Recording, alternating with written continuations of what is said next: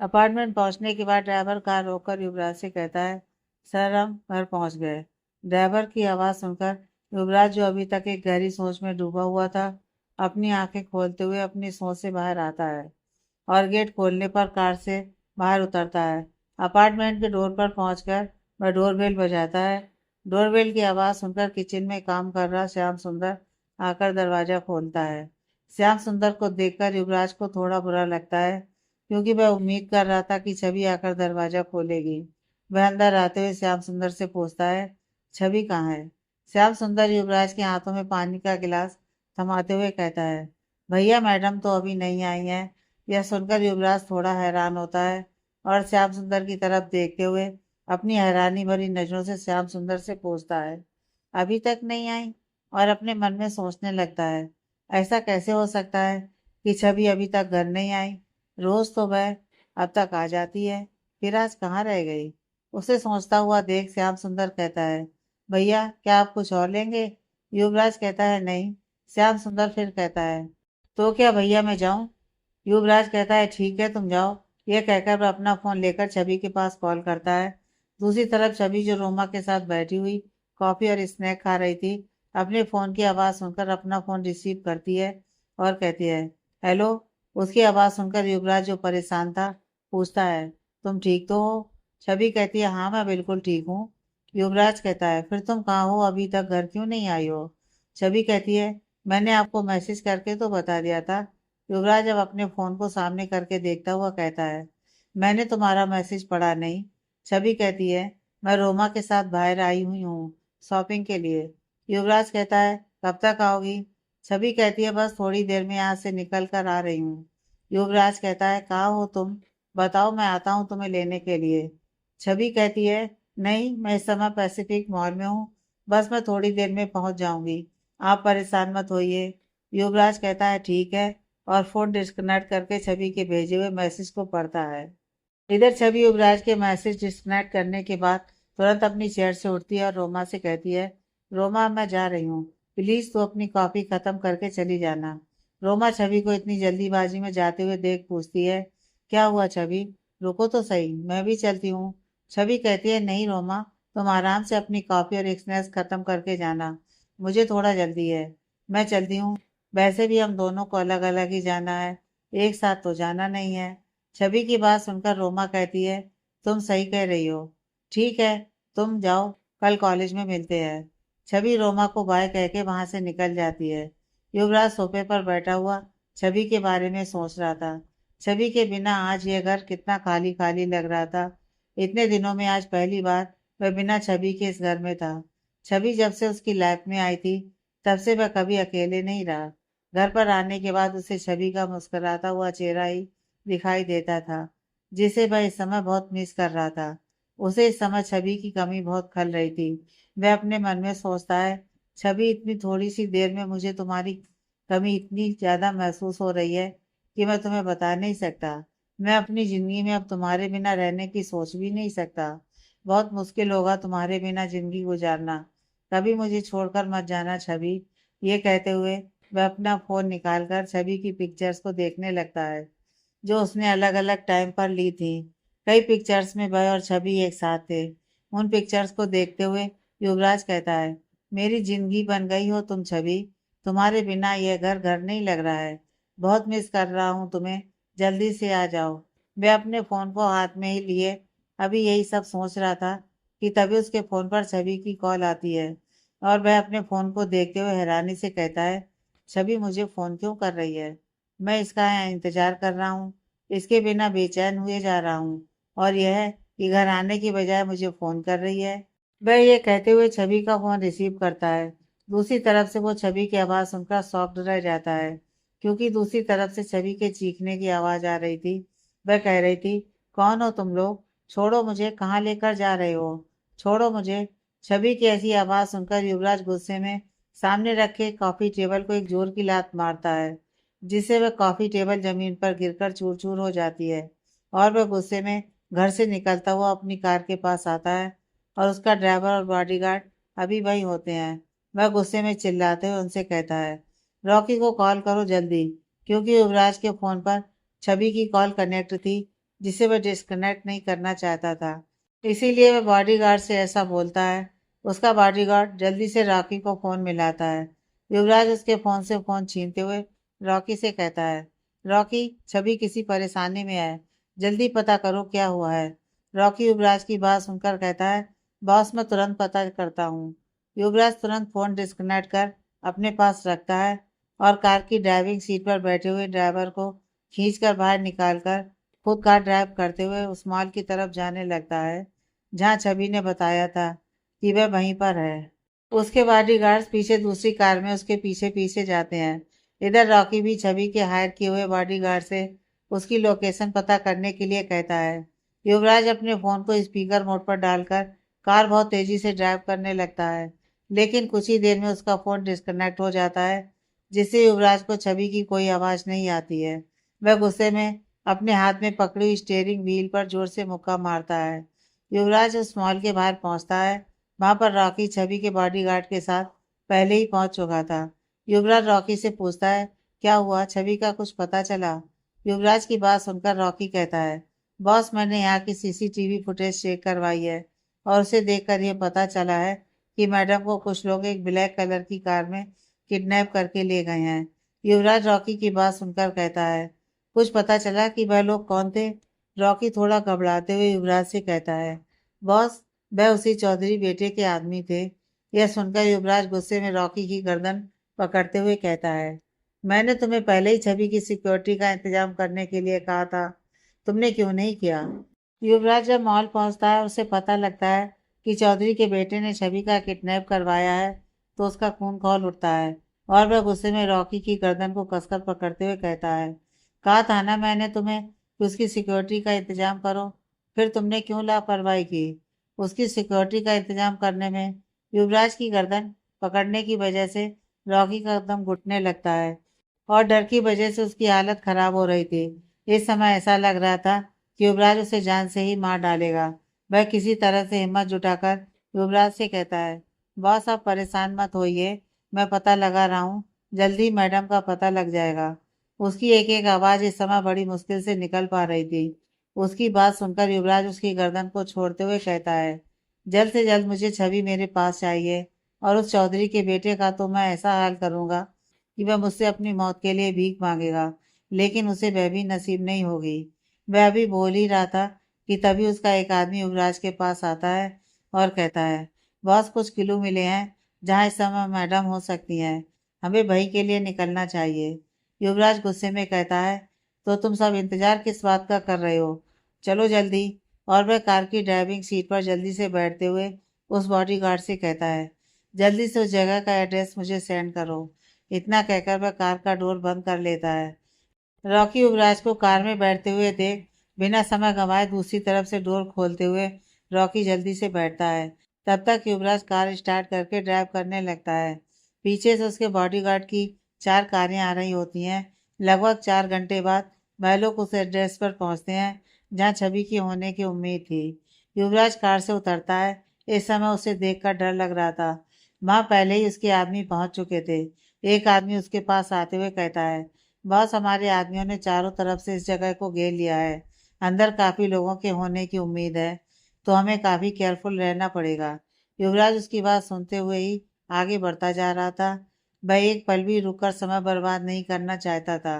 उसे जल्द से जल्द छवि के पास पहुंचना था। वह जहाँ इस समय था वह एक पुरानी बंद पड़ी हुई फैक्ट्री थी। जैसे ही वह लोग उस जगह के करीब पहुंचते हैं, युवराज रॉकी की तरफ हाथ बढ़ाता है।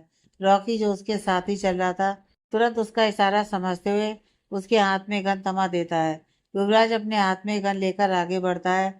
वह सामने देखते हुए ही अपने लेफ्ट साइड में छुपे हुए आदमी को शूट करता है। तुरंत ही उस आदमी की चीखने की आवाज आती है। फिर तुरंत ही वह अपने राइट साइड में शूट करके छुपे हुए एक और आदमी को खत्म कर देता है। युवराज का निशाना इतना क्लियर था कि वह वहां छुपे हुए आदमियों को कुछ भी करने का मौका नहीं दे रहा था। पीछे से उसके बॉडीगार्ड और राहुल भी फायरिंग कर रहे थे। तभी एक गोली युवराज के करीब आती है, मगर युवराज पहले ही साइड में झुक जाता है और वह गोली हवा में युवराज के बगल से निकल जाती है। युवराज के बॉडीगार्ड, जिस आदमी ने वह गोली चलाई थी, तुरंत ही उसको खत्म कर देते हैं। युवराज सबसे आगे चल रहा था। वैसे तो युवराज के बाकी सारे काम युवराज के आदमी ही करते थे। मगर इस समय छवि की बात थी तो युवराज खुद यहाँ था। वह छवि के लिए किसी और पर भरोसा नहीं कर सकता था। इस समय वह सबसे आगे चल रहा था। तभी एक मोटा लंबा सा आदमी जो दिखने में काफी डरावना लग रहा था युवराज के सामने आता है और युवराज के ऊपर अपने हाथों से वार करने की कोशिश करता है। वह युवराज को मार पाता इससे पहले युवराज की लात उसके पेट पर पड़ती है, जिससे वह 4 कदम पीछे सरक जाता है और युवराज बिना उसकी तरफ देखे ही आगे बढ़ जाता है। युवराज के आदमी उस आदमी को पकड़कर मारने लगते हैं। इस समय युवराज इतने गुस्से में था कि उसे कुछ और दिखाई ही नहीं दे रहा था। उसके सामने जो भी आ रहा था वह बिना समय गंवाए उसे मारते हुए चला जा रहा था। इस समय उसके सिर पर खून सवार था। तभी वह एक दरवाजे के सामने पहुंचता है और लात मारकर उस दरवाजे को खोलता है। वह अंदर पहुंचता है तो देखता है वह एक गोडाउन जैसी जगह थी, जिसमें जगह जगह पर पुराने ड्रम और सामान रखे हुए थे। वहां पहुंचकर युवराज अपने आदमियों से कहता है, देखो चारों तरफ कोई है क्या यहाँ, क्योंकि उसे वहां किसी के होने की कोई आहट नहीं मिल रही थी और उस जगह को ऐसे देखकर ऐसा लग रहा था कि वह काफी समय से बंद पड़ी हो। उसका दरवाजा भी काफी जर्जर हो चुका था, जो युवराज के एक लात मारने से ही टूट जाता है। युवराज का ऑर्डर मिलने के बाद उसके आदमी उस गोडाउन में चारों तरफ फैल जाते हैं और देखने लगते हैं, मगर उन्हें वहां कोई नहीं मिलता है। वे युवराज के पास आते हैं और कहते हैं, बॉस हमें यहाँ कोई नहीं मिला। युवराज अब अपने हाथ को दीवार पर जोर से मारते हुए कहता है, कहाँ गई वह? तभी उसकी नज़र एक कपड़े के टुकड़े पर जाती है। उस कपड़े के टुकड़े को देखकर युवराज जल्दी से उसके पास जाता है और झुककर उस कपड़े को उठाते हुए ध्यान से देखता है। यह कपड़ा छवि की उसी ड्रेस का था जो उसने आज सुबह पहन रखा था। उसे देखकर युवराज गुस्से में अपनी मुट्ठियों को भींचते हुए कहता है, वह यहीं थी, जल्दी से चेक करो। वह अभी ज्यादा दूर उसे लेकर नहीं गए होंगे। उसकी आवाज सुनकर उसके आदमी जल्दी से चारों तरफ फैल जाते हैं और छवि को ढूंढने लगते हैं। युवराज भी उसे आसपास ढूंढने लगता है। कुछ देर ढूंढने के बाद एक आदमी युवराज के पास आता है और कहता है, बॉस पीछे के साइड से एक सुरंग बनी हुई है। हमें लगता है उसी रास्ते वह लोग मैम को लेकर गए हैं, क्योंकि वह सुरंग आगे रोड पर जाकर निकलती है। उसकी बात सुनकर युवराज गुस्से में दांत पीसते हुए कहता है, तो खड़े खड़े यहाँ क्या कर रहे हो? जाओ जाकर जल्दी से उसे ढूंढो, वरना तुम जानते नहीं हो मैं तुम लोगों के साथ क्या करूँगा। उसकी आवाज़ सुनकर उसके सारे आदमी डर जाते हैं और जल्दी छवि को ढूंढने निकल जाते हैं। युवराज भी उस आदमी की बात सुनकर तुरंत ही कार के पास आता है और वहां खड़े गार्ड्स के यहाँ से कार कीज लेते हुए तुरंत कार स्टार्ट करके निकल जाता है। रॉकी जब तक उसकी कार के पास आता है तब तक युवराज काफी आगे जा चुका था। रॉकी वहीं खड़े युवराज को जाते हुए देखता है और पीछे की कार को आगे लाने का इशारा करता है और उसमें बैठकर युवराज के पीछे जाने लगता है। युवराज इस समय अपनी कार को इतनी स्पीड में ड्राइव कर रहा था कि उसे सामने से आ रही गाड़ियों का भी कोई होश नहीं था। वह कई बार तो वह सामने से आ रही गाड़ियों से टकराने से बच जाता है। उसे रेड लाइट का भी बिल्कुल ध्यान नहीं था। इस समय उसके सिर पर खून सवार था। बाकी उसे किसी चीज का होश नहीं था। उसे सिर्फ जल्द से जल्द छवि को ढूंढना था। वह ड्राइविंग कर रहा था, तभी उसका फोन रिंग करता है। वह जल्दी से अपना फोन स्पीकर पर डालकर बात करने लगता है। दूसरी तरफ से बात कर रहा आदमी कहता है, बॉस मैं मैम को लेकर यहाँ से आधे घंटे की दूरी पर एक फार्म हाउस है, वहाँ गए हुए हैं। मैं आपको लोकेशन सेंड कर रहा हूँ। हम सब वहाँ पहुँच चुके हैं। उसकी बात सुनकर युवराज कहता है, तुम उस जगह पर अपने आदमियों के साथ नजर रखो, लेकिन कोई एक्शन मत लेना। मैं तुरंत पहुँच रहा हूँ। उसकी बात सुनकर वह आदमी ओके बॉस कहकर फोन डिस्कनेक्ट कर देता है। युवराज जल्दी से उस लोकेशन वाली जगह पर पहुंचता है। उसके आदमी वहां भी पहले ही पहुंच चुके थे और उस जगह को चारों तरफ से घेर लिया था। युवराज कार से उतरकर तुरंत अंदर जाने लगता है। उसके आदमियों में से एक आदमी उसके पास आता है और कहता है, बॉस आप इस तरह से अंदर नहीं जा सकते। प्लीज आप यहीं रुकें और हमें संभालने दीजिए। युवराज गुस्से में उसकी गर्दन पकड़कर उसे एक साइड में धक्का दे देता है और फिर अंदर की तरफ चलने लगता है। इस समय युवराज के पास कोई गन नहीं थी। वह देखकर उसके आदमी उसे पीछे से प्रोटेक्ट करते हैं। वह जैसे ही अंदर पहुंचता है, वहां एक बड़ा हॉल होता है, जिसमें रखे सोफे पर एक आदमी बैठा था जो चौधरी का बेटा ऊधम सिंह चौधरी था। युवराज को देखकर वह कहता है, आइए आइए मिस्टर युवराज, मैं आपका ही इंतजार कर रहा था। युवराज गुस्से में उसकी तरफ बढ़ता है और उसे मारने की कोशिश करता है, लेकिन वह आदमी जल्दी से सोफे से खड़ा होते हुए थोड़ा पीछे हट जाता है और कहता है, मुझे टच करने की बिल्कुल भी कोशिश मत कीजिएगा, वरना आप जानते हैं कि मैं आपकी मासूका के साथ क्या करूँगा। युवराज उसकी बात सुन अपनी जगह पर रुक जाता है और कहता है, कहाँ है वह? बता मुझे, और तेरी हिम्मत कैसे हुई उसे यहाँ लाने की? क्या तेरी जिंदगी से मन भर गया है? तुझे शायद पता नहीं कि मैं कौन हूँ और मैं क्या कर सकता हूँ। तूने बहुत बड़ी गलती कर दी बेटा, उसे किडनैप करके। चुपचाप बता दे वह इस समय कहाँ है, वरना तेरी क्या हालत होगी तू खुद कभी समझ ही नहीं पाएगा। युवराज की बात सुनकर वह आदमी जोर से हंसते हुए कहता है, तेरी मासूका मेरे पास है और तू मुझे धमकी दे रहा है। युवराज उसकी बात सुनकर अपने आदमियों से कहता है, ढूंढो उसे जल्दी। वह आदमी युवराज की बात सुनकर कहता है, कोई फायदा नहीं है मिस्टर युवराज, तुम्हारे आदमी उसे कभी नहीं ढूंढ पाएंगे। वह कहाँ है इस समय, सिर्फ और सिर्फ मैं ही बता सकता हूँ। उसकी बात सुनकर युवराज गुस्से में उसके पेट पर एक जोर की लात मारता है और कहता है, तू मुझे अभी के अभी बता कि वह कहाँ है, वरना मैंने जो तेरे बाप की हालत की है उससे भी बुरी तेरी हालत करूंगा। वह आदमी जो अब तक युवराज की लात पड़ने की वजह से जमीन पर गिर चुका था, अपने आप को संभालते हुए खड़ा करता है और कहता है, मैंने मना किया था ना कि तुम मुझे हाथ भी मत लगाना, वरना बहुत बुरा होगा। अब देखो तुम्हारी मासूका के साथ क्या होता है, मेरे आदमी उसकी क्या हालत करते हैं। तुमने बहुत बड़ी गलती कर दी। युवराज उपाध्याय मुझ पर वार करके। इतना कहकर वह अपनी पैंट की पॉकेट से एक छोटा सा रिमोट निकालता है और उस रूम की एक दीवार पर लगी टीवी को ऑन करता है, जिसमें छवि साफ दिखाई दे रही थी। उस टीवी स्क्रीन पर देखकर साफ पता चल रहा था कि छवि इस समय काफी नशे में है। उसे कोई भी होश नहीं है और एक आदमी धीरे धीरे उसके करीब जा रहा था, जिसे देखकर युवराज पागल हो जाता है और सामने रखे हुए साइड टेबल को उठाकर उस टीवी स्क्रीन पर दे मारता है, जिससे वह टीवी चूर चूर हो जाती है। और वह अब उस आदमी की तरफ बढ़ता है और उसके हाथ से रिमोट छीनते हुए उसकी गर्दन पकड़कर बोलता है, मैंने तुझे समझाने की कोशिश की थी, लेकिन लगता है तुझे मेरी बात समझ में नहीं आई और तू मुझसे हिमाकत कर बैठा। तुझे क्या लगता है कि तू मुझे नहीं बताएगा तो मैं उसे ढूंढ नहीं पाऊंगा? यह कहते हुए युवराज उसकी गर्दन को और जोर से दबाने लगता है। इस समय ऐसा लग रहा था कि युवराज उसे मार ही डालेगा। तभी उसका एक आदमी आता है और कहता है, बहुत समय मैम को पता चल गया है।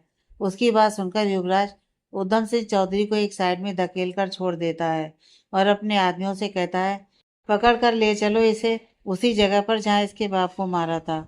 ये कहते हुए वह उस ओर जाने लगता है जिस ओर उसे छवि के होने का पता लगा था। वह जल्दी से वहां पहुंचता है। उसके आदमी एक बंद दरवाजे के बाहर खड़े होकर पहले से ही उसका इंतजार कर रहे थे। युवराज वहां पहुंचता है तो कहता है, तुम लोग अभी तक बाहर क्या कर रहे हो? जल्दी तोड़ो दरवाजे को। उसकी परमिशन मिलते ही उसके आदमी बिना एक सेकंड का भी समय गंवाए दरवाजे को तोड़ देते हैं। दरवाजे के टूटते ही युवराज जल्दी से अंदर जाता है। वह देखता है छवि जमीन पर गिरी पड़ी है। उसके कपड़े अस्त व्यस्त और जगह जगह से फटे हुए थे। जो आदमी उस रूम में था वह बाहर युवराज के आदमियों की आहट पाकर उस रूम की खिड़की से निकलकर भाग गया था। युवराज छवि को ऐसी हालत में देखकर तड़प उठता है। वह जल्दी से उसके पास जाकर घुटनों के बल बैठते हुए उसे अपनी बाहों में उठा लेता है और उसके गाल को थपथपाते हुए कहता है, छवि, छवि उठो, आंखें खोलो। छवि, क्या हो गया तुम्हें? छवि प्लीज आंखें खोलो। अब तक रॉकी भी वहां पहुंच चुका था। युवराज को ऐसी हालत में देखकर रॉकी कहता है, बहुत संभालिए अपने आप को। रॉकी की आवाज सुनकर युवराज रॉकी की तरफ देखते हुए कहता है, देखो ना रॉकी, इसे क्या हो गया है?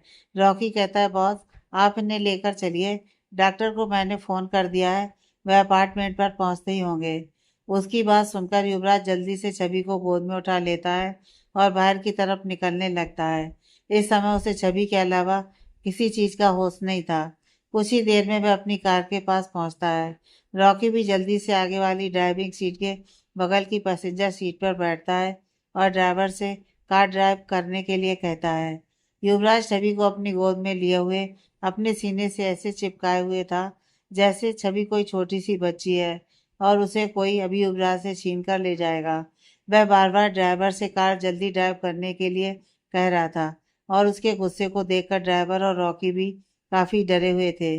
युवराज को ऐसी हालत में देखकर रॉकी हिम्मत जुटाकर युवराज से कहता है, बॉस मुझे लगता है मैम को अपार्टमेंट ना ले जाकर हमें हॉस्पिटल लेकर चलना चाहिए। उसकी बात सुनकर युवराज गुस्से में उसकी तरफ देखते हुए कहता है, बकवास बंद करो अपनी और जल्दी से अपार्टमेंट चलो। मैं इस समय छवि को कहीं और नहीं लेकर जा सकता।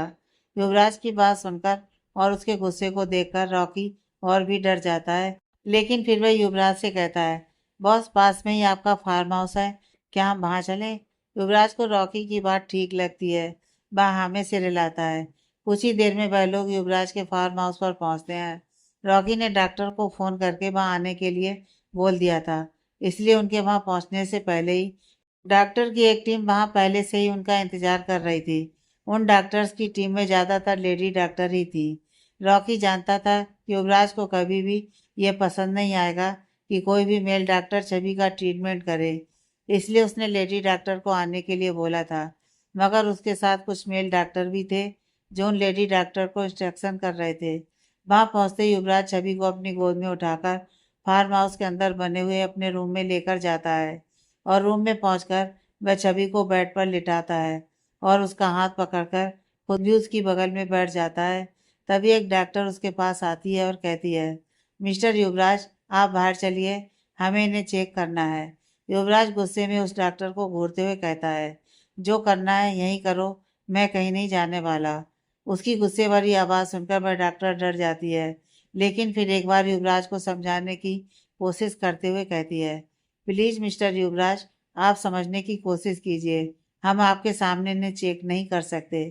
थोड़ी देर की बात है, प्लीज़ आप बाहर चलिए, भरोसा रखिए हम पर। उसकी बात सुनकर रॉकी युवराज के पास आता है और कहता है, बॉस प्लीज आप इनकी बात सुन लीजिए और बाहर चलिए। युवराज उसकी बात सुनकर बाहर आता है।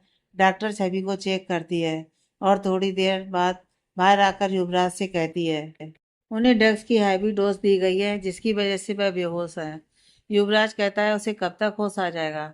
वह डॉक्टर कहती है, मैंने एंटी डोज दे दिया है लेकिन होश आने में अभी वक्त लगेगा, आपको उनका खास ध्यान रखना पड़ेगा।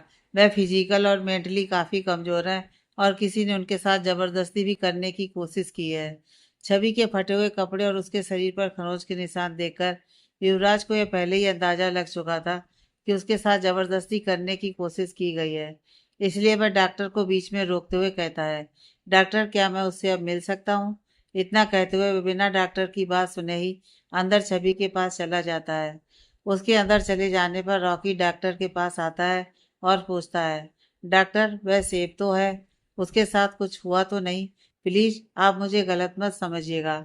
उसकी बात सुनकर डॉक्टर कहती है, नो नो मिस्टर रॉकी, उनके साथ ऐसा कुछ भी नहीं हुआ है, सिर्फ कोशिश की गई है उनके साथ जबरदस्ती करने की, लेकिन वह सेफ है। उसकी बात सुनकर रॉकी एक राहत की सांस लेता है और अपने मन में कहता है, थैंक्स गॉड, वरना बास तो पूरी दुनिया को ही आग लगा देते।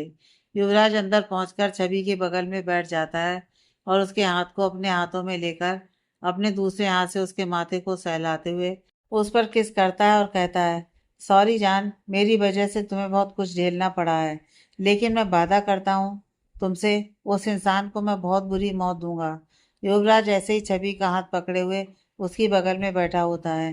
कुछ देर बाद रॉकी उसके पास आता है और कहता है, बॉस क्या करना है उस ऊधम सिंह चौधरी का? युवराज गुस्से में अपने हाथ की मुट्ठियां बांधते हुए कहता है, जितना टॉर्चर कर सकते हो उतना करो उसे, बस ये ध्यान रखना कि वह मरना नहीं चाहिए। उसके बाद उसका क्या करना है मैं आकर बताता हूँ। अभी मैं छवि को छोड़कर कहीं नहीं जा सकता। मैं उसे अपने हाथों से मौत से भी बदतर जिंदगी दूंगा। वह अपनी मौत के लिए भीख मांगेगा, लेकिन उसे मौत नसीब नहीं होगी। उसकी बात सुनकर रॉकी ओके बास कहकर वहां से चला जाता है। युवराज वहीं छवि के पास उसका हाथ पकड़े हुए वैसे ही बैठा रहता है और छवि की तरफ अपलक देखता रहता है। जो युवराज दुनिया के सामने बहुत ही स्ट्रांग था, आज वह छवि के लिए बिल्कुल किसी आम आदमी की तरह बन गया था। जिस युवराज उपाध्याय से दुनिया डरती थी, आज वह खुद छवि को लेकर डरा हुआ था। छवि उसकी अब कमजोरी बन चुकी थी। छवि की जरा सी तकलीफ भी युवराज से बर्दाश्त नहीं होती थी। वहीं छवि आज इतने दर्द में बेहोश बेड पर लेटी हुई थी। युवराज उसे इस हालत में देखकर खुद भी अंदर से टूट रहा था। उसे इस तरह देखकर युवराज की आंखों में इस समय आंसू आ गए थे। वह छवि से कहता है, आई एम सॉरी जान, मेरी वजह से आज तुम इतने दर्द में हो, माफ कर दो मुझे। मुझे पहले ही तुम्हारी सिक्योरिटी का इंतजाम कर देना चाहिए था। मैं कैसे ऐसी लापरवाही तुम्हें लेकर कर सकता हूँ। वह अभी यही बोल रहा था कि तभी दरवाजे पर नॉक होता है। युवराज दरवाजे पर खड़े आदमी को अंदर आने के लिए कहता है। दरवाजे पर उसका एक बॉडीगार्ड होता है। वह अंदर आता है और युवराज से कहता है, बस ये मैम का पर्स और एक शॉपिंग बैग थे जो मुझे मॉल के बाहर मिले थे। इतना कहकर वह छवि के पर्स और शॉपिंग बैग उस रूम में रखे हुए सोफे पर रख देता है और युवराज से कहता है, बॉस क्या मैं अब जाऊं? युवराज हाँ में सिर हिलाता है। युवराज की परमिशन मिल जाने के बाद वह बॉडीगार्ड तुरंत वहां से चला जाता है। उसके जाने के बाद युवराज फिर छवि की तरफ देखने लगता है और कहता है, जल्दी से उठ जाओ छवि, मुझे अब तुम्हारी यह नींद बर्दाश्त नहीं हो रही है। बहुत अकेला महसूस कर रहा हूँ। ये कहते हुए वह छवि के माथे को सहलाने लगता है। इधर उसी बिल्डिंग के ऊपरी हिस्से पर रॉकी और उसके बहुत सारे आदमी उधम सिंह शेखावत को लेकर पहुंचते हैं। रस्सियों से उसके हाथ और पैर बांधकर उसे छत से लटका दिया जाता है। वहां खड़े आदमी लगातार उस पर कोड़े बरसाए जा रहे थे, जिससे उसके शरीर पर जगह जगह जख्म हो गया था और वह दर्द से तड़प रहा था और चिल्ला रहा था, छोड़ दो मुझे प्लीज, छोड़ दो मुझे। मगर किसी भी आदमी पर उसके चिल्लाने का कोई असर नहीं हो रहा था। उसके शरीर पर बने घाव से अब खून भी निकलने लगा था। इधर युवराज छवि के बगल में बेड पर बैठा हुआ छवि के होश में आने का इंतजार कर रहा था। इस समय भोर के 4:30 बज रहे थे। अब तक युवराज ने एक बार भी अपनी आंखें बंद नहीं की थी। उसे अब छवि के शरीर में थोड़ी सी हलचल महसूस होती है और वह जल्दी से सीधा बैठकर छवि को आवाज लगाने लगता है, छवि छवि। छवि को धीरे धीरे होश आने लगा था। वह अपने हाथों से अपने सर को सहलाती हुई धीरे धीरे अपनी आंखें खोल रही थी। इस समय युवराज बहुत ध्यान से और बेचैनी से छवि को देख रहा था। छवि अपनी आंखें खोलते हुए इधर उधर देखकर कुछ समझने की कोशिश कर रही थी। तभी वह युवराज की आवाज़ सुनकर युवराज की तरफ देखती है और झट से युवराज के सीने से लिपट जाती है और रोते हुए कहती है, कहाँ थे आप? मैंने कितनी आवाज़ें लगाई हैं आपको, आपको पता भी है मेरी क्या हालत हो गई थी? ये कहते हुए उसकी आंखों से लगातार आंसू निकल रहे थे। युवराज उसके सिर को सहलाते हुए कहता है, शांत हो जाओ छवि, सब ठीक है। छवि कहती है, कुछ ठीक नहीं है, कुछ भी ठीक नहीं है। ये कहते हुए अचानक उसे कुछ याद आता है और वह युवराज से अलग होकर खुद को देखने लगती है। अपने फटे हुए कपड़े और अपने शरीर पर पड़े निशानों को देखकर वह चिल्लाती है और बेड से हड़बड़ी में उठते हुए जल्दी से बाथरूम में चली जाती है और बाथरूम का दरवाजा लॉक कर शावर खोल उसके नीचे खड़ी हो जाती है। युवराज कुछ देर तक बेड पर बैठा उसके बाथरूम से बाहर निकलने का इंतजार करता है, लेकिन काफी देर बाद भी जब छवि बाथरूम से बाहर नहीं आती है तो युवराज को फिक्र होती है। वह बेड से उठता हुआ बाथरूम के डोर पर खड़े होकर छवि को आवाज देता है, मगर उसे छवि की कोई आवाज नहीं आती। अब उसे छवि की और ज्यादा फिक्र होने लगती है। वह दरवाजे को खटखटाते हुए कहता है, छवि तुम ठीक हो? मगर छवि उसे कोई आवाज नहीं देती। अब वह जल्दी से बाथरूम का दरवाजा तोड़ देता है। वह देखता है अंदर छवि बुरी तरह से अपने आप को रगड़ रही थी। उसके हाथों में इस समय एक पत्थर था जो बाथरूम में सजावट के लिए रखा गया था। वह पत्थर बहुत ही खुरदुरा था, जिसे रगड़ने की वजह से छवि के पूरे शरीर के खुली जगहों पर निशान पड़ चुके थे। युवराज जब छवि को ऐसी हालत में देखता है तो दौड़कर उसके हाथ से वह पत्थर छीनकर फेंकता है और जल्दी से छवि को अपने गले लगाकर उसकी पीठ को सहलाते हुए उसे शांत करवाने की कोशिश करता है। मगर छवि जोर जोर से रोने लगती है और खुद से युवराज को दूर करती हुई कहती है, दूर हट जाइए मुझसे, मत छुइए मुझे, गंदी हो चुकी हूँ मैं। मगर युवराज उसके लाख कोशिशों के बाद भी उसे खुद से दूर नहीं करता और उसे लगातार शांत करवाने की कोशिश करता रहता है। खुले हुए शावर से गिर रहे पानी की वजह से अब तक छवि के साथ युवराज भी पूरी तरह से गीला हो चुका था। मगर छवि बहुत देर तक पानी में भीगने की वजह से बुरी तरह से कांप रही थी। उसके गुलाबी होंठ ठंड की वजह से नीले पड़ चुके थे। युवराज जल्दी से शावर को बंद करता है और बाथरूम में रखे हुए बाथरोब को लेकर छवि के पास आता है। छवि अभी भी आंखें बंद किए हुए खड़ी थी। युवराज पहले तो खुद छवि के कपड़े चेंज करने की सोचता है, मगर फिर उसे ख्याल आता है कि छवि को यह कभी पसंद नहीं आएगा कि युवराज उसके कपड़े चेंज करे। इसलिए वह छवि के चेहरे को अपने दोनों हाथों से पकड़ते हुए कहता है, छवि आंखें खोलो। छवि अभी भी वैसे ही आंखें बंद किए हुए खड़ी थी। युवराज अब गुस्से भरी आवाज में छवि से कहता है, मैंने कहा आंखें खोलो। छवि अब युवराज की गुस्से भरी आवाज सुनकर अपनी आंखें खोलती है और युवराज की तरफ देखती है। युवराज उसे खुद की तरफ देखते हुए देखकर कहता है, कुछ नहीं हुआ है तुम्हें, तुम पूरी तरह से ठीक हो। छवि अपना सिर हिलाकर नहीं कहती है। युवराज कहता है, तुम्हें मेरे ऊपर भरोसा है? छवि हाँ में सिर हिलाती है। युवराज फिर कहता है, मैं कह रहा हूं ना, तुम्हें कुछ नहीं हुआ है, तुम बिल्कुल भी गंदी नहीं हो। फिर वह छवि से आगे कहता है, यह बाथरूम लो और अपने कपड़े चेंज करो। छवि वैसे ही खड़ी रहती है। युवराज फिर कहता है, अगर तुमने तुरंत अभी अपने कपड़े नहीं चेंज किए तो मैं खुद तुम्हारे कपड़े निकाल कर यह बाथरोब पहनाऊंगा, और मुझे पता है यह तुम्हें कभी पसंद नहीं आएगा। इसलिए कह रहा हूँ तुरंत अपने कपड़े चेंज करो और बाहर आओ। मैं बाहर तुम्हारा वेट कर रहा हूँ। अगर तुमने 5 मिनट के अंदर अपनी ड्रेस चेंज नहीं की और बाहर नहीं आई तो मैं खुद अंदर आ जाऊंगा, और तुम जानती हो फिर मैं क्या करूंगा। इतना कहकर वह बाथरूम से बाहर चला जाता है और बाथरूम के बाहर खड़ा छवि के बाहर आने का इंतजार करने लगता है। छवि अपने हाथ में बाथरोब को पकड़े हुए ऐसे ही खड़ी रहती है। उसकी आंखों में इस समय भी आंसू निकल रहे थे। तभी उसे युवराज की आवाज सुनाई देती है, छवि क्या कर रही हो, जल्दी बाहर आओ, मैं तुम्हारा इंतजार कर रहा हूँ। छवि अब बड़ी मुश्किल से अपने कपड़े चेंज करके बाथरोब पहनती है और दरवाजा खोलकर बाहर आती है। युवराज दरवाजे पर ही खड़ा था। उसने भी अब तक अपने कपड़े चेंज कर लिए थे और एक व्हाइट टी शर्ट और ब्लैक लोअर पहन रखा था। यह फार्म हाउस युवराज का ही था, इसलिए युवराज के कपड़े यहाँ पहले से ही मौजूद थे। छवि उसे देखकर अपनी नजर झुका लेती है। अभी भी उसकी आंखों में आंसू भरे हुए थे। युवराज छवि का हाथ पकड़कर उसे बेड पर बैठाता है और कबर्ड से एक दूसरा टॉवल लेकर उसके गीले बालों को सुखाने लगता है। तभी दरवाजा खटखटाने की आवाज आती है। युवराज छवि को वहीं छोड़कर दरवाजे पर जाता है। दरवाजे पर एक सर्वेंट ट्रे में सूप का बाउल लिए खड़ा था। युवराज उसके हाथ से ट्रे को लेकर दरवाजा वापस बंद कर लेता है और रूम में रखे सोफे के पास आता है और कॉफी टेबल पर सूप का बाउल रखकर वापस छवि के पास आता है और छवि का हाथ पकड़कर उसे सोफे के पास ले जाकर सोफे पर बैठाता है और खुद भी उसकी बगल में बैठते हुए कहता है, ये सूप पी लो, तुम्हें अच्छा लगेगा। छवि अभी भी नजरें झुकाए हुए बैठी थी। युवराज उसका हाथ पकड़कर उसे चूमते हुए कहता है, छवि कुछ कह रहा हूँ तुम्हें, सुनो मेरी बात। छवि अभी भी नजरें झुकाए हुए जमीन को देख रही थी। युवराज उसकी चिन को पकड़कर उसके चेहरे को ऊपर उठाता है और उसकी आंखों में देखता है। छवि वहां से उठकर बालकनी में चली जाती है। युवराज भी सोफे से उठता है और छवि के पीछे बालकनी में आता है और उसे पीछे से हक करते हुए कहता है, यहाँ क्यों चली आई। छवि अपने पेट पर रखे हुए उसको दोनों हाथों से हटाते हुए कहती है, मत छूइए मुझे, दूर रहिए मुझसे।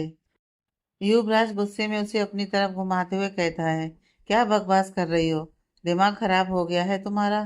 क्यों दूर रहूं तुमसे, सिर्फ इसलिए क्योंकि किसी ने तुम्हें टच किया है। उसकी बात को सुनकर छवि उसकी आंखों में देखने लगती है। युवराज अब उसके हाथों को पकड़कर ऊपर उठाता है और उसके पूरे हाथ पर किस करते हुए कहता है, कहाँ कहाँ छुआ है तुम्हें, यहाँ यहाँ और हर जगह। वह छवि को चूमने लगता है। उसके चूमने से छवि अपनी आंखें बंद कर लेती है। फिर वह छवि की गर्दन पर आ जाता है और उसके बाथरूम को गर्दन से थोड़ा नीचे सरकाते हुए उसकी कॉलर बोन पर किस करने लगता है। छवि आंखें बंद किए हुए ऐसे ही खड़ी रहती है। युवराज अब उसके दूसरे हाथ को चूमने लगता है और चूमते चूमते फिर से उसकी गर्दन पर आ जाता है और उसकी गर्दन को चूमते हुए वह उसके होठों पर अपने होठ रख देता है और छवि को एक डीप किस करने लगता है। छवि जो हमेशा युवराज से दूर भागती रहती थी और युवराज के करीब आने पर वह युवराज से नाराज हो जाया करती थी, आज वह कुछ नहीं बोल रही थी, बस चुपचाप खड़ी युवराज के स्पर्श को महसूस कर रही थी। युवराज अब उससे दूर हटते हुए कहता है, आप बताओ, क्या अभी भी तुम्हें अपने बॉडी पर किसी और के टच का फील हो रहा है। छवि अब अपनी आंखें खोलकर युवराज की तरफ देखते हुए ना में अपना सिर हिलाती है। युवराज कहता है, अब तुम्हें कुछ भी सोचने की जरूरत नहीं है। अब तुम मेरे पास हो, और अगर तुमने एक भी आंसू और अपनी आंखों से निकाला तो मुझसे बुरा कोई नहीं होगा। तुम जानती हो तुम कितनी कीमती हो मेरे लिए। उसकी बात सुनकर छवि तुरंत उसके सीने से लग जाती है और कहती है, मैंने हमेशा आपको अपने करीब आने से रोका है, लेकिन मैंने लाख कोशिश करके उन्हें खुद का हाथ पकड़ने से रोक नहीं पाई। युवराज कहता है, भूल जाओ उन बातों को, सिर्फ इतना याद रखो, तुम मेरी हो। अगर तुम खुद को हर्ट करोगी तो मुझे भी दर्द होगा, मुझे भी तकलीफ होगी। प्लीज इसलिए ध्यान रखो अपना, खुद को तकलीफ मत पहुंचाओ मेरी खातिर। तुम्हें पता भी है तुम्हें ऐसी हालत में देखकर मुझ पर क्या बीत रही है। क्या तुम चाहती हो कि मैं दुखी रहूं? छवि युवराज की बात सुनकर अपनी गर्दन को नामे हिलाती है। युवराज जानता था कि वह छवि के लिए कितना इम्पोर्टेंट है, इसलिए छवि सिर्फ उसी के लिए खुद को संभाल सकती थी। छवि को शांत करवाने और संभालने का इससे अच्छा तरीका नहीं था, इसलिए युवराज ने खुद के लिए छवि को संभालने के लिए कह रहा था। युवराज छवि का हाथ पकड़कर उसे वापस रूम में लाता है और सोफे पर बिठाते हुए सूप का बाउल अपने हाथ में उठाकर छवि को सूप पिलाने लगता है। छवि धीरे धीरे सूप खत्म करती है। युवराज उसे दवा देता है और वापस बेड पर लाकर उसे बिठाता है और बेड के साइड टेबल को खोलकर फर्स्ट एड बॉक्स निकालकर उसमें से ऑइंटमेंट लेकर छवि के हाथों और गर्दन पर लगाता है और उसके बाद छवि को बेड पर लिटाते हुए बेड की दूसरी साइड पर आकर खुद भी उसकी बगल में लेट जाता है और सारी लाइट्स ऑफ कर छवि को अपनी बाहों में भरकर अच्छे से ब्लैंकेट से कवर करता है और उसके सिर को सहलाते हुए उसे सोने के लिए कहता है। कुछ ही देर में छवि को नींद आ जाती है और वह सो जाती है। युवराज को जब यह महसूस होता है कि छवि गहरी नींद में सो चुकी है तो वह बेड पर बैठते हुए छवि के माथे पर किस करता है और छवि को अच्छे से ब्लैंकेट से कवर कर खुद उठकर बालकनी में आता है और अपना फोन निकालकर रॉकी के पास कॉल करता है और उसे कहता है, रॉकी, मैं अभी वहां नहीं आ सकता, लेकिन उस चौधरी के बेटे को इतना दर्द हो कि उसकी रूह भी तड़प उठे। रॉकी कहता है, आप फिक्र ना करें बॉस, मैंने उसके खाते में कोई कमी नहीं छोड़ा है, बस आपके आने का इंतजार है। आप मैम को संभालिए, मैं यहाँ संभालता हूँ। उसकी बात सुनकर युवराज फोन डिस्कनेक्ट कर देता है और एक सिगरेट निकालकर वहीं बालकनी में बैठे हुए ही स्मोक करने लगता है। उसे बार बार छवि की बातें याद आ रही थी, जिससे उसका दिल तड़प रहा था। वह खुद से कहता है, क्या फायदा मेरी इतनी पावर का, मैं अपनी जान को ही प्रोटेक्ट नहीं कर पाया। आज उसकी आंखों में जो आंसू निकल रहे हैं सब मेरी वजह से हैं। कुछ देर वहीं बैठे हुए स्मोक करता रहता है, फिर उठकर रूम में आता है और छवि के पास लेटकर उसे अपनी बाहों में भरकर खुद भी सो जाता है। सुबह लगभग 10 बजे छवि की नींद खुलती है तो वह देखती है युवराज उसकी बगल में बैठे हुए लैपटॉप पर कुछ काम कर रहा है। वह उठकर बेड पर बैठने की कोशिश करती है। युवराज जब उसे उठते हुए देखता है तो उसकी पीठ के पीछे पिलो लगाते हुए उसे बैठने में हेल्प करता है और कहता है, उठ गई तुम? फिर वह छवि के सिर को सहलाते हुए उसके माथे पर किस करता है और बेड के साइड में रखे हुए लैंडलाइन फोन से फोन कर छवि के लिए कॉफी लाने के लिए कहता है। छवि अब थोड़ी बेहतर लग रही थी। युवराज उससे पूछता है, अच्छे से नींद आई? छवि हाँ में से दिलाती है और युवराज से कहती है, आप सोए नहीं पूरी रात? युवराज कहता है, सोया था, अभी कुछ देर पहले ही उठा हूँ। फिर वह अपना लैपटॉप उठाकर बेड की साइड की टेबल पर रखता है और छवि के और करीब आकर उसे कंधे से पकड़कर अपनी बाहों में भर लेता है। छवि भी उसके कंधे पर अपना सिर रख देती है और कहती है, हम कहाँ हैं इस समय? युवराज कहता है, ये मेरा फार्म हाउस है। छवि कहती है, हम कब तक घर चलेंगे? युवराज कहता है, चलेंगे, तुम रेडी हो जाओ फिर निकलते हैं। छवि कहती है, ठीक है, मैं रेडी होकर आती हूँ। और वह बेड से उठकर बाथरूम की तरफ चली जाती है। उसने अभी भी बाथरूम पहन रखा था। वॉशरूम में जाते समय छवि की नज़र सोफे पर रखे उन पैकेट पर जाती है जो छवि ने मॉल से लिए थे। छवि सोफे के पास जाती है और उन पैकेट से अपने लिए एक ड्रेस निकालकर बाथरूम में चली जाती है। कुछ देर बाद वो रेडी होकर बाहर आती है तो युवराज देखता है छवि इस समय पिंक कलर का सलवार सूट पहने हुए थी, जिसमें वह बहुत ही खूबसूरत लग रही थी। वह गुलाबी रंग उसकी खूबसूरती को और भी निखार रहा था। युवराज उसे बड़े ध्यान से देखने लगता है। छवि ड्रेसिंग टेबल के सामने बैठकर अपने बाल ठीक कर रही थी। उसका ध्यान युवराज पर बिल्कुल नहीं जाता है। तभी युवराज का फोन बजता है और युवराज अपने ख्यालों से बाहर आता है और अपना फोन लेकर बेड से उठता हुआ छवि से कहता है, तुम रेडी होकर बाहर आ जाओ, मैं बाहर ही तुम्हारा इंतजार कर रहा हूँ ब्रेकफास्ट के लिए। छवि हाँ में से रिलाती है और वापस अपने बाल बनाने लगती है। कुछ देर बाद वो रेडी होकर बाहर आती है। उसे सामने एक सर्वेंट दिखाई देता है। वह उस सर्वेंट से युवराज के बारे में पूछने ही वाली होती है। तभी वह सर्वेंट छवि से कहता है, मैम साहब बाहर आपका इंतजार कर रहे हैं। छवि उसकी बात सुनकर बाहर आती है। वह देखती है वह फार्म हाउस बहुत ही खूबसूरत था। उसे दूर तक हरियाली हरियाली दिखाई दे रही थी। उसे युवराज बाहर एक टेबल के पास चेयर पर बैठा हुआ दिखाई देता है। वह फोन पर किसी से बात कर रहा था। छवि उधर ही आती है। युवराज छवि को देखकर वह अपना फोन डिस्कनेक्ट कर देता है और अपनी चेयर से खड़े होते हुए उसकी बगल की चेयर खींचकर छवि को बैठने के लिए कहता है। छवि के बैठने के बाद वह खुद अपनी चेयर पर आकर बैठ जाता है और सर्वेंट को ब्रेकफास्ट लाने के लिए बोलता है। छवि अपने चारों तरफ देखते हुए युवराज से कहती है, बहुत खूबसूरत जगह है ये। युवराज कहता है, हाँ ये जगह बहुत ही सुंदर है। छवि कहती है, क्या आप अक्सर यहाँ आते हैं? युवराज छवि की तरफ देखते हुए कहता है, पहले आया करता था पर अब काफी महीनों से नहीं आया हूँ। छवि कहती है, क्यों? युवराज कहता है, पहले यहाँ सुकून की तलाश में आता था लेकिन अब सुकून मुझे तुम्हारे साथ ही मिलता है, तो फिर यहाँ आने की मुझे कभी कोई जरूरत ही महसूस नहीं होती। छवि उसकी बात सुनकर उसे ध्यान से देखने लगती है। युवराज कहता है, ऐसे क्या देख रही हो? क्या मेरी बातों पर तुम्हें यकीन नहीं है? छवि कुछ नहीं बोलती है। युवराज फिर कहता है, तुमने जवाब नहीं दिया। छवि कहती है, किस बात का जवाब? युवराज कहता है, यही कि तुम्हें मेरी बातों पर यकीन नहीं है। छवि कहती है, क्या आपको लगता है कि मैं आपकी बातों पर यकीन नहीं करूंगी? युवराज कहता है, तुमने जवाब नहीं दिया, इससे तो यही लग रहा है कि तुम्हें मेरी बातों पर यकीन नहीं है। छवि कहती है, मुझे आपकी हर एक बात पर यकीन है। युवराज उसकी बात सुनकर मुस्कुरा देता है। तभी सर्वेंट ब्रेकफास्ट लेकर आ जाते हैं और टेबल पर लगाते हैं। युवराज उन्हें जाने के लिए कहता है और सैंडविच का एक टुकड़ा लेकर छवि की तरफ बढ़ाता है। छवि का इस समय कुछ भी खाने का बिल्कुल भी मन नहीं था, लेकिन वह जानती थी युवराज बिना उसे खिलाए मानेगा नहीं। इसलिए वह बिना ना नुकर किए हुए सैंडविच का टुकड़ा खा लेती है।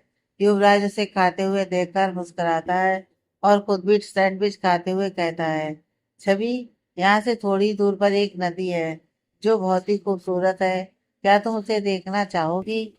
छवि कहती है, नहीं, मुझे इस समय कुछ भी नहीं देखना, प्लीज आप घर चलिए। युवराज कहता है, ठीक है, ब्रेकफास्ट जल्दी कर लो, फिर निकलते हैं यहाँ से। तभी गेट पर उन्हें कुछ आवाजें सुनाई देती हैं। युवराज आवाज लगाकर वॉचमैन को बुलाता है। वह वॉचमैन युवराज की आवाज सुनकर उसके पास आता है। युवराज वॉचमैन से पूछता है, क्या हुआ? इतना शोर क्यों हो रहा है? कौन है गेट पर? वॉचमैन कहता है, साहब वह कुछ बंजारे हैं जो आपसे मिलना चाह रहे थे, लेकिन मैंने उन्हें मना कर दिया है। लेकिन फिर भी वह मान नहीं रहे हैं, वह जिद कर रहे हैं आपसे मिलने के लिए। युवराज कहता है, ठीक है, तुम उन्हें भेज दो, मैं देखता हूँ। युवराज की बात सुनकर वॉचमैन वहां से चला जाता है और उन बंजारों को अंदर भेजता है। वह बंजारे युवराज के पास आते हैं और राम राम साहब कहकर वहीं घास पर बैठ जाते हैं। छवि भी युवराज के पास ही बैठी होती है। युवराज अपने पर्स से कुछ पैसे निकालकर उन बंजारों को देता है। वह बंजारे कहते हैं, साहब हम बिना किसी काम के पैसे नहीं लेंगे, आप या तो हमसे कुछ चीजें ले लीजिए या फिर हमारा नाच गाना देख लीजिए, तभी हम आपसे ये पैसे लेंगे। युवराज कहता है, देखो हमारे पास समय नहीं है कि हम तुम्हारा नाच गाना देखें, क्योंकि हमें अभी निकलना है। वह बंजारे कहते हैं, तब साहब आप रहने दीजिए, हम आपसे ये पैसे नहीं ले सकते। उनकी बात सुनकर छवि कहती है, रुक जाइए ना थोड़ी देर, देख लेते हैं। छवि की बात सुनकर युवराज भी अपने मन में सोचता है, चलो इसी बहाने छवि का मूड कुछ ठीक तो हो जाएगा। फिर वह उन बंजारों से कहता है, ठीक है, तुम दिखाओ क्या दिखाना चाहते हो। तभी एक बंजारन उठकर छवि के पास आती है और उसके पास ही जमीन पर बैठती हुई छवि का हाथ पकड़कर देखने लगती है। वह बंजारन जो उम्र में 60 या 62 साल की देखने में लग रही थी, छवि के हाथ को देखते हुए कहती है, बिटिया तेरी जिंदगी में अब तक बहुत सी परेशानियां तूने देखी हैं, लेकिन अब तेरी जिंदगी में कोई ऐसा आ गया है जो तेरी सारी परेशानियों को तुझसे दूर कर देगा। बहुत प्यार करता है वह तुझसे और तू भी उसे बहुत प्यार करती है। बहुत स्नेह है तुम दोनों के बीच में और तुम दोनों की जिंदगी उतार चढ़ाव से भरी हुई होगी, लेकिन अंत में तुम दोनों का प्यार तुम्हें एक साथ बांध कर रखेगा। तुम दोनों एक दूसरे की ढाल बनोगे। एक दूसरे के बिना तुम दोनों कुछ भी नहीं हो। इसलिए कभी भी एक दूसरे का साथ मत छोड़ना। चाहे जैसी भी परिस्थितियां हो, चाहे जैसे भी हालात हो, एक दूसरे का हाथ कसकर थामे रहना। फिर वह युवराज की तरफ ध्यान से देखती हुई कहती है, साहब ये छोरी से थारे जीवन की डोर जुट चुकी है। कसके थामे रहना इस डोर को, कभी छोड़ना मत। इतना कहते हुए वह औरत अपनी झोली से एक डफली निकाल कर खड़ी होती है और उसे बजाते हुए गीत गाने लगती है। लब्बे दिल की बात है, आईने में कैसे खामोश रहूं। धड़कन कहती है जो मुझसे, कैसे तुझसे वो बात कहूँ। साथ छोड़ू ना तेरा चाहे दुनिया हो खफा। साथ छोड़ू ना तेरा चाहे दुनिया हो खफा। ये मेरा फैसला क्या है, तेरा फैसला हो रब्बा। उसके साथ जो लड़कियां और लड़के होते हैं वह उसके गीत को सुनकर उस पर नाचने लगते हैं। छवि और युवराज एक दूसरे की आंखों में देखते हुए उस बंजारन की कही हुई बातों को सोचने लगते हैं। कुछ ही देर में उन बंजारों का नाच और गाना खत्म हो जाता है और वे युवराज से बख्शीश लेकर वहां से चले जाते हैं।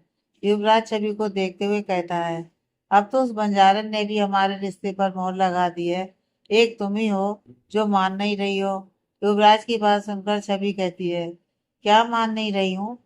मैंने कब इनकार किया है इससे? छवि अभी आगे कुछ बोलने वाली होती है, तभी युवराज का फोन बजने लगता है।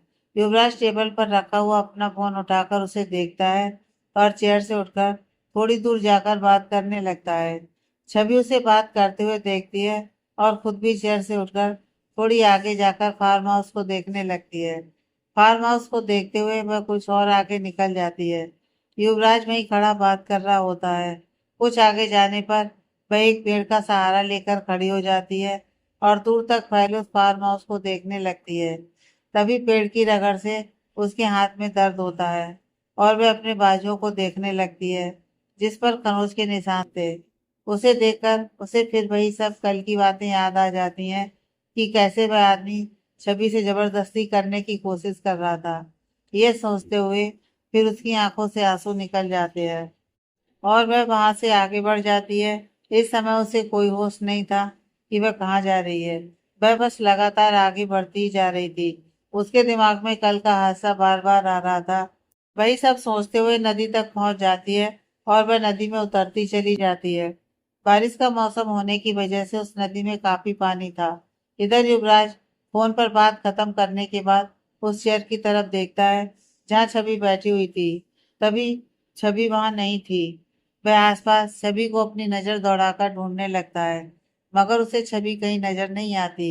वह एक सर्वेंट को आवाज लगाता है और छवि के बारे में पूछता है। वह सर्वेंट कहता है, साहब मैंने तो मैडम को नहीं देखा। तभी कुछ दूरी पर काम कर रहे माली से वह सर्वेंट पूछता है। माली कहता है, साहब मैडम जी आगे की तरफ गई हैं। उसकी बात सुनकर युवराज जल्दी उधर ही बढ़ने लगता है जिधर उस माली ने बताया था कि छवि गई है। युवराज लगभग दौड़ते हुए आगे बढ़ रहा था। उसे कुछ अनहोनी की आशंका लग रही थी क्योंकि छवि उसे दूर तक कहीं दिखाई नहीं दे रही थी। कुछ और आगे जाने पर नदी के पास उसे छवि दिखती है। वह छवि को आवाज लगाता है, मगर छवि उस समय उसकी आवाज नहीं सुन रही थी। अब तक छवि काफी गहराई में उतर चुकी थी। पानी उसके कंधे तक आ चुका था। उसे कंधे तक पानी में देखकर युवराज की जान ही सूख जाती है। वह दौड़ते हुए आगे जाता है और जल्दी से नदी में उतरकर छवि को कंधे से पकड़ते हुए उसे झकझोरता है और कहता है, क्या कर रही हो तुम? तुम्हें होश भी है? तुम इस समय कहाँ हो? उसके जोर से हिलाने की वजह से छवि होश में आती है और वह अपने आसपास देखती है कि वह कितने गहरे पानी में है। युवराज जल्दी से उसे कमर से पकड़कर पानी से बाहर लेकर आता है और नदी के किनारे पर खड़े होकर कहता है, हो क्या गया है छवि तुम्हें? तुम्हें होश भी है? तुम क्या कर रही थी? अभी अगर मुझे आने में थोड़ी सी देर और हो जाती तो मैं शायद तुम्हें खो देता। तुम्हें पता भी है इस नदी की कितनी गहराई है? उसकी बात सुनकर छवि अपनी बाजुओं में लगे उस खरोच के निशान को देखती है और वहीं बैठकर अपने घुटने में अपना सर छिपाकर रोने लगती है।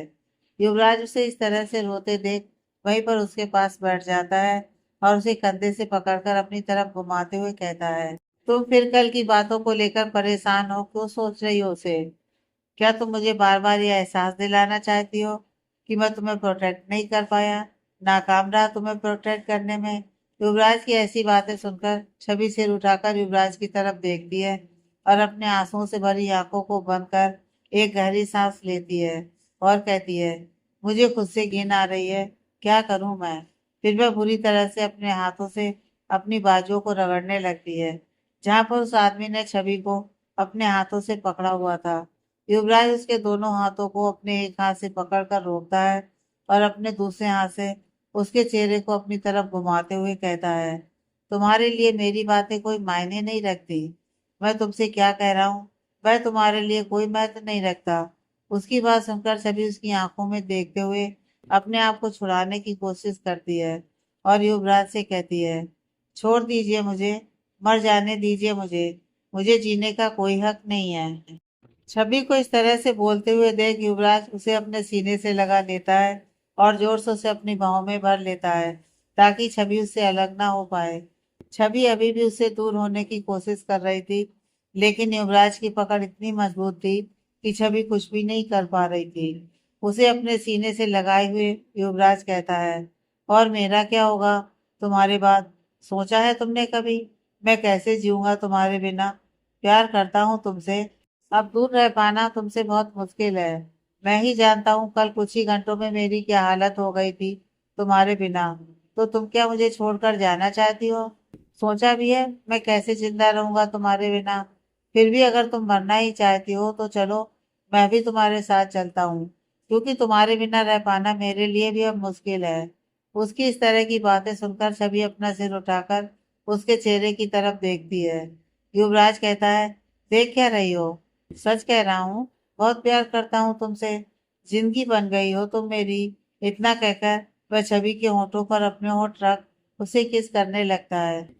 उसके किस करने से छवि की आंखें बंद हो जाती हैं और वह युवराज के स्पर्श में खो जाती है। कुछ देर बाद युवराज उससे अलग होता है और जमीन से उठता हुआ छवि को अपनी गोद में उठा लेता है और उसे लेकर वापस फार्म हाउस पर आता है। अपने रूम में पहुंचकर वह छवि को लेकर सीधे बाथरूम में जाता है और छवि को अपनी गोद से उतार कर कहता है, चेंज कर लो, और खुद बाहर चला आता है। तभी उसे ध्यान आता है कि अंदर छवि के कपड़े तो है ही नहीं। वह सोफे के पास आता है जहाँ छवि के शॉपिंग बैग रखे हुए थे, क्योंकि छवि ने उन्हीं बैग से अपने लिए कपड़े निकाले थे। वह उन बैग में से छवि के कपड़े निकालता है। तभी उसकी नजर उन बॉक्स में रखे हुए एक शर्ट पर जाती है। युवराज उस शर्ट को निकाल कर देखने लगता है। यह शर्ट उसी के साइज की थी। उसे यह समझते देर नहीं लगती कि छवि ने उसी के लिए खरीदी है। इतनी टेंशन के माहौल में भी यह देखकर उसके चेहरे पर स्माइल आ जाती है। वह शर्ट को लेकर बेड पर रखता है और छवि के कपड़े लेकर बाथरूम के डोर पर आकर बाथरूम की डोर को नॉक करता है और छवि को आवाज देते हुए कहता है, छवि ये अपने कपड़े ले लो। उसकी आवाज सुनकर छवि डोर पर आती है और बाथरूम के दरवाजे को खोलकर युवराज के हाथों से अपने कपड़े लेती हुई वापस बाथरूम का डोर बंद कर लेती है। युवराज भी पूरी तरह से भीगा हुआ था। वह उस शर्ट को लेकर उसे बड़े प्यार से देखता है और उस पर हाथ फेरते हुए अपने कपड़ों को चेंज कर उस शर्ट को पहन लेता है। मिरर के सामने खड़े होकर उस शर्ट की बाजुओं को फोल्ड करते हुए वह अपने आप को मिरर में देखते हुए कहता है, नाइस चॉइस, पसंद अच्छी है तुम्हारी। अभी वह यही सब सोच ही रहा था कि तभी बाथरूम का डोर खुलता है और छवि बाहर आती है। उसकी नजर युवराज पर जाती है लेकिन उसे यह ध्यान नहीं था कि युवराज उसकी लाई हुई शर्ट को पहने हुए है, क्योंकि छवि के दिमाग में अभी भी वही सारी बातें चल रही थी। उसके चेहरे पर अभी भी उदासी ही थी। युवराज बाथरूम का डोर खुलने पर मुड़कर छवि की तरफ देखने लगता है। छवि के चेहरे को देखकर समझ जाता है कि छवि अभी भी उन्हीं सब बातों को लेकर परेशान है।